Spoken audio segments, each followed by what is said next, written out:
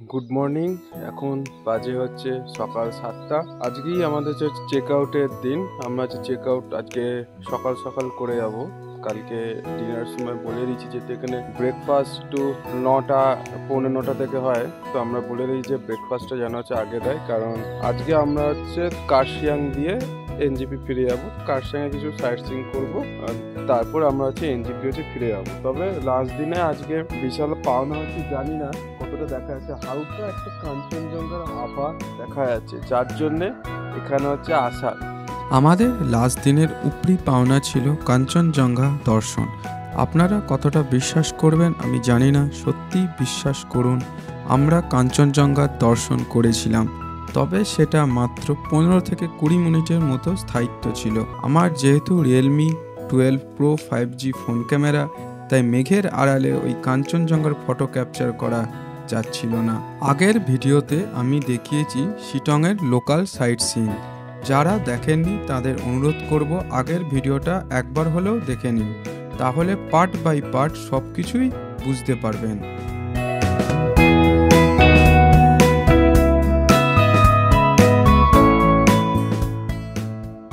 শিটং থেকে কার্শিয়াং অবধি রাস্তা খুবই খারাপ ছিল, খারাপ মানে খুবই খারাপ, জঘন্য একেবারে, কিন্তু চারপাশে সিনিক বিউটিটা ছিল অপূর্ব।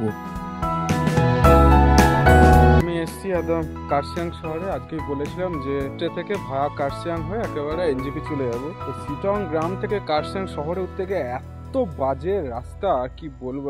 যে শহরে উঠলাম একটু ভালো রাস্তা হয়ে গেল। এখন আছি আমি চিমনি হেরিটেজ পার্কে।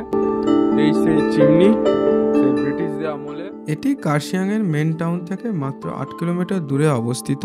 এই চিমনিটির হাইট হচ্ছে 23 ফিট। এখানে আগে একটা বাংলো ছিল, নাম ছিল ডাক বাংলো, যেটা 1839 সালে ব্রিটিশরা নির্মাণ করেছিল। আর এই প্রথম বিশ্বযুদ্ধের সময় এই বাংলোতে ব্রিটিশ সৈন্যরা থাকতো। রাতে কনকনে ঠান্ডা হাওয়া থেকে বাঁচতে তারা এই চিমনিকে অগ্নিকুণ্ড হিসাবে ব্যবহার করত। তবে সময়ের সাথে সাথে এই ডাক বাংলোটি সম্পূর্ণরূপে ধ্বংস হয়ে যায়। পরে ফরেস্ট ডিপার্টমেন্ট এই চিমনিটাকে সংরক্ষিত করে, আর এই চিমনিটাকে কেন্দ্র করেই পাশের এই গ্রামটার নাম হয়ে যায় চিমনি গ্রাম।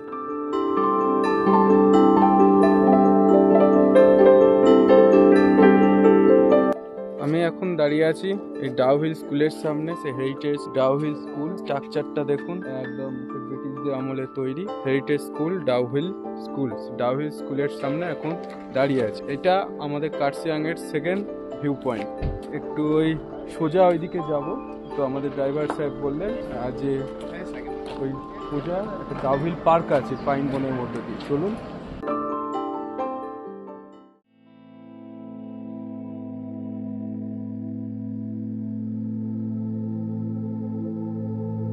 আমি এখন ঢুকেছি ডাউহিল পাইন ফরেস্টের মধ্যে। তো এখানে টিকিট হচ্ছে পার অ্যাডাল্ট 20 টাকা করে হচ্ছে নিল। চারদিকে পাইন ফরেস্টটা দেখুন কি লাগছে, পুরো একদম চারদিক হালকা ঠান্ডা হাওয়া, দারুণ অসাধারণ। কেউ যদি কার্শিয়াংয়ে আসেন তাহলে কার্শিয়াংয়ে অবশ্যই এইটা দেখতে আসবেন। ডাউহিল স্কুলটা দেখে জাস্ট 3 মিনিট ওয়াকিং ডিস্টেন্সে এটা আছে। এখানে লেখা আছে আবার আই লাভ পাইন ট্রি। অনেক বসার জায়গাও আছে, কি সুন্দর সাজিয়েছে।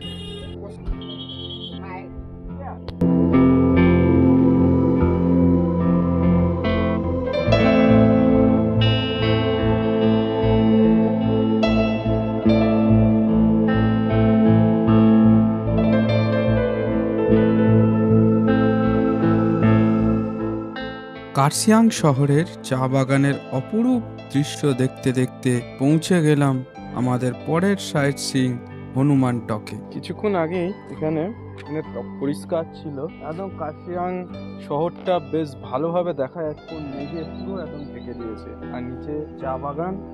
আর সামনে এখন আমি যাচ্ছি হনুমান টকের সামনে। এখানে হনুমানজির বড় মূর্তি রাখা আছে। আমি এখন দাঁড়িয়ে আছি সেই বড় হনুমানজির সামনে। এই জায়গাটার নাম হচ্ছে হনুমান টক। আর ঠিক আমার পেছনেই আছে আই লাভ কার্শিয়াং এর সেলফি পয়েন্ট। আর ওই দিকে আছে হচ্ছে চা বাগান। আর ঠিক হনুমানজির পাশেই আছে হনুমানজির মন্দির।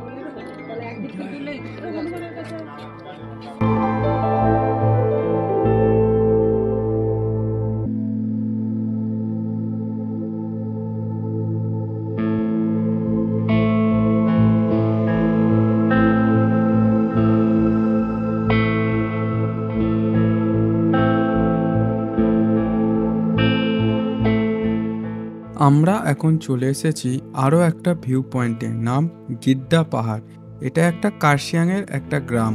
এই গিদ্দা পাহাড় থেকে কার্শিয়াং শহরের এত সুন্দর সিন দেখা যায় তা বলে বোঝানো যায় না। পাহাড়ের আঁকাবাঁকা পথ, সাথে চা বাগান আর পাহাড়ে রং বেরঙের বাড়ি দেখলেই যেন চোখটা জুড়িয়ে যায়।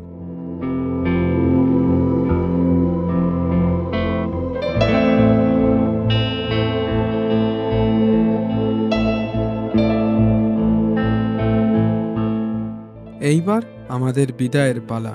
Bye bye Kurseong, bye bye Sittong. এবার বাঁদিকে রাস্তা হিলকাট রোড, যার বর্তমান নাম সুভাষ ঘিসিং মার্গ ধরে আমরা এবার সোজা যাচ্ছি এনজিপি রেলওয়ে স্টেশন। এই 3 দিন আমাদের এত সুন্দরভাবে কেটে গেছে কি বলবো। অনেক মজা করেছি, অনেক জায়গায় ঘুরেছি। পাহাড়কে কোনোদিন বিদায় জানাতে ইচ্ছে করে না, তবে কথা দিলাম পাহাড় কাঞ্চনজঙ্ঘাকে যে এত ভালোবাসি আমি, আসতে তো হবেই আমাকে আবার এই পাহাড়ের কোনো এক জায়গায়। আর আমার এই ভিডিওটা কেমন লাগলো আপনাদের জানাতে ভুলবেন না যেন। ভালো লাগলে অবশ্যই লাইক, শেয়ার এবং কমেন্ট করে দেবেন। এই শিটং ট্যুর শেষ হলো, পৌঁছে গেলাম হচ্ছে এনজিপি স্টেশনে। আমাদের এই গাড়ি পুরো 3 দিন ছিল। আর আমাদের এই 3টের সময় আছে বন্দে ভারত এক্সপ্রেস, এখন ট্রেন অবধি। এই কিরণ ভাইয়ের সাথে আমরা 3 দিন ছিলাম, বেশ ভালোভাবে আমরা খুব আনন্দ করেছি। এই 3 দিন খুব ভালো লাগলো। फिर आइए अक्टूबर नवंबर में आए, उस टाइम पे एकदम अच्छा रहेगा। हम शादीदाबाद जरूर आएंगे शिटंग में।